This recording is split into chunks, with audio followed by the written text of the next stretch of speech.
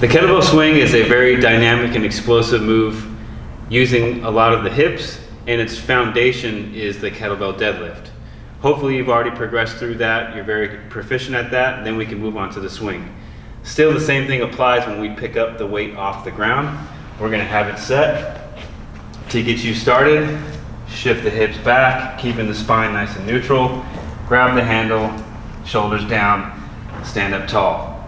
From here, we're going to shorten the range of motion. So instead of going all the way down to the ground, we're going to shift the hips back, just so the hands go right at knee level, and then stand back up. Breath in, shift the hips back, come back up. Start to go a little bit faster. Breathe in, out.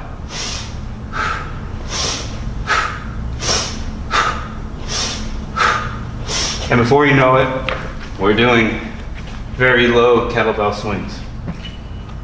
The one thing you want to focus on, if you noticed, is that as I come back, the handle of the bell is still behind your legs. Very different from if you're here, you're coming back, and the handle and the bell starts to move out in front of you.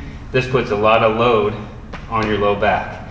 So you want to make sure you keep your lats engaged, shoulders down away from your ear, and actively pull that bell behind you. This will really save your low back from feeling a lot of work.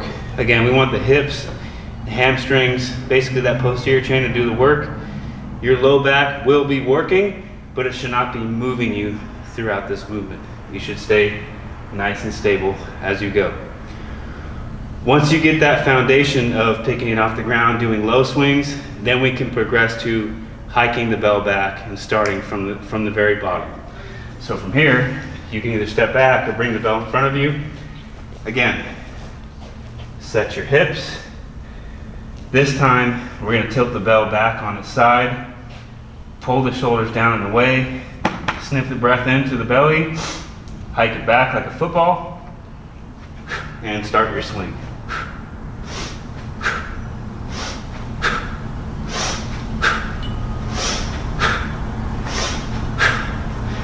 Putting it down the same way, you want to catch the weight using your hips.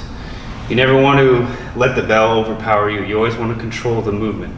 So nice and easy. I'll show that one more time. You're here. I'm going to do 2 reps. Hike it back. Catch it. Let it go out in front of you to set it down. This will help protect your low back from rounding as you're putting the bell down. So that's going to be a great intro into the kettlebell swing. From there, we can get more complex with sets and reps. I hope that helps, and enjoy your training.